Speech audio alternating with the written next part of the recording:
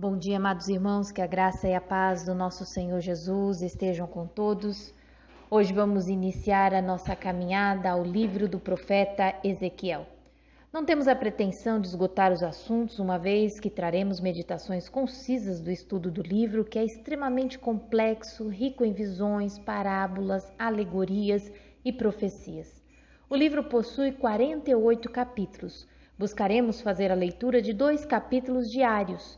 Todavia, alguns capítulos precisarão ser lidos individualmente devido à sua riqueza de detalhes.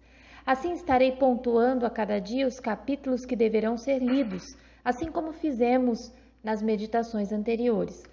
Os fatos contidos no livro de Ezequiel situam seu ministério no começo do exílio babilônico, entre 593, 592 e 571 a 570 a.C.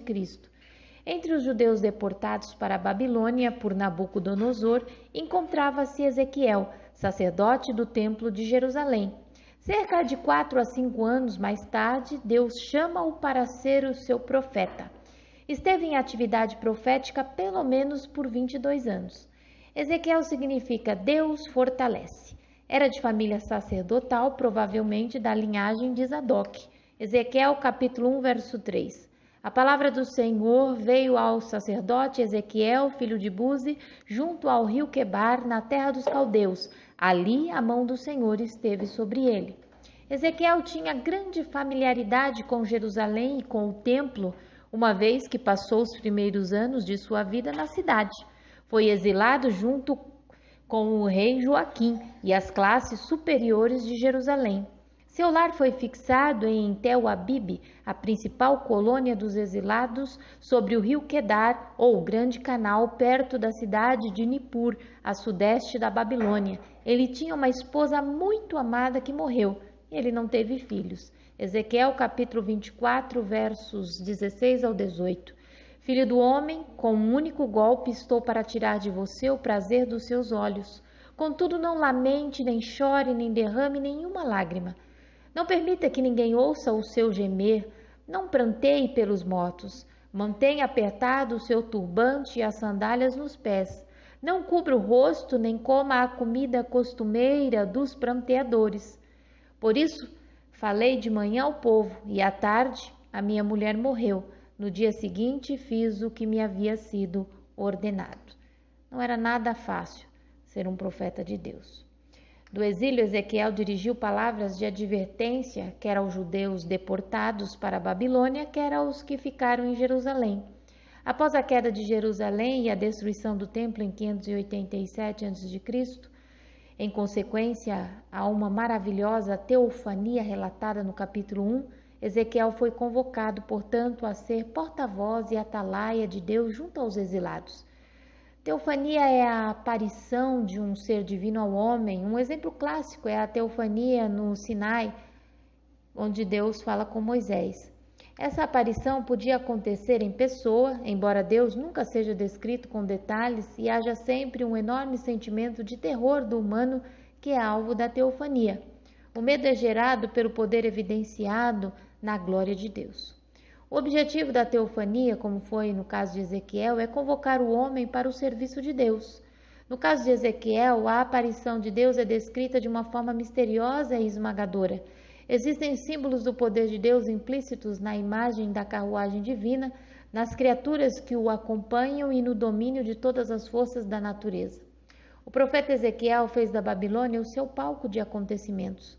Enquanto seu contemporâneo Jeremias observou de Jerusalém bem de perto os últimos suspiros do reino de Judá, Ezequiel analisou a queda e a restauração do povo escolhido de Deus entre os exilados na Babilônia. A Bíblia diz muito pouco sobre os exilados e Ezequiel é especialmente reticente sobre eles. Alguns, sem dúvida, vieram a ser escravos ou servos, enquanto outros prosperaram. Muitos exilados, ao que parece, viviam em suas próprias casas, em diversas colônias, e tinham uma organização de anciãos. Líderes proeminentes como Zorobabel, Esdras e Neemias saíram do exílio babilônico. Muitos desses exilados perderam a sua fé, todavia aqueles que permaneceram fiéis encontraram no profeta Ezequiel uma fonte de apoio. Antes da queda total de Jerusalém, Ezequiel era principalmente um pregador de arrependimento e juízo a um povo rebelde e idólatra. Ele fez os exilados lembrarem de que as pessoas que ainda viviam em Jerusalém apegavam-se falsamente à inviolabilidade do templo e da terra, como vimos em Jeremias, protelando assim o dia da retribuição divina.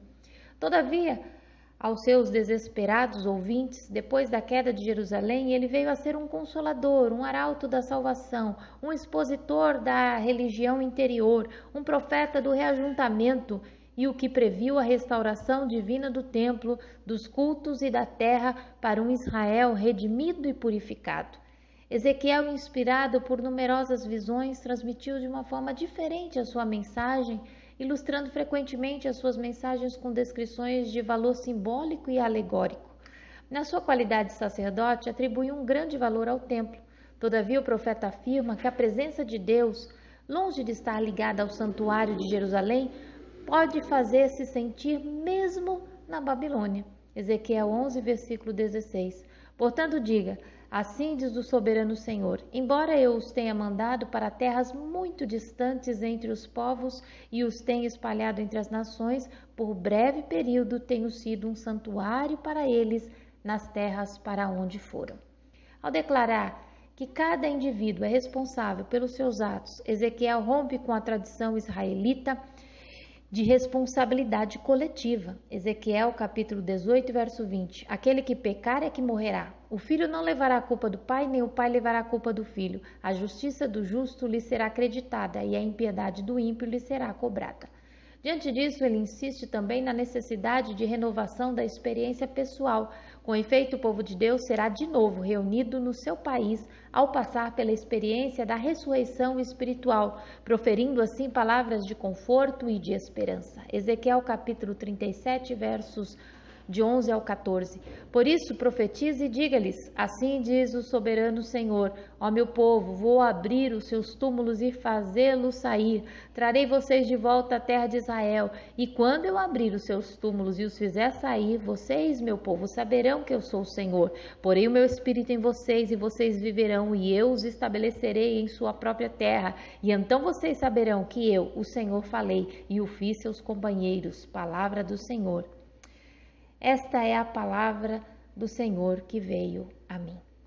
O livro de Ezequiel engloba 4 grandes seções. Na primeira parte, Ezequiel profere reprimendas e ameaças contra os judeus, antes do segundo cerco de Jerusalém, do capítulo 1 até o capítulo 24, verso 27. Numa segunda parte, é anunciado o julgamento de Deus, que se fará sentir igualmente sobre os povos estrangeiros que enganaram e oprimiram Israel, do capítulo 25 até o capítulo 32, verso 32. A terceira sessão, composta de oráculos pronunciados após a queda de Jerusalém em 587 a.C., consta essencialmente de mensagens de conforto para o povo de Israel, do capítulo 33 até 39, verso 29. A última parte do livro descreve o futuro templo que o profeta pôde contemplar em visão, do capítulo 40 até o capítulo 48, verso 35. Que a graça do Senhor esteja conosco para entendermos e perseverarmos nas leituras e meditações desse magnífico livro do profeta Ezequiel. Tenho certeza que aprenderemos muitas lições para serem aplicadas nas nossas vidas. Que o Senhor vos abençoe e até amanhã, se Deus quiser, com os capítulos 1 e 2 do livro do profeta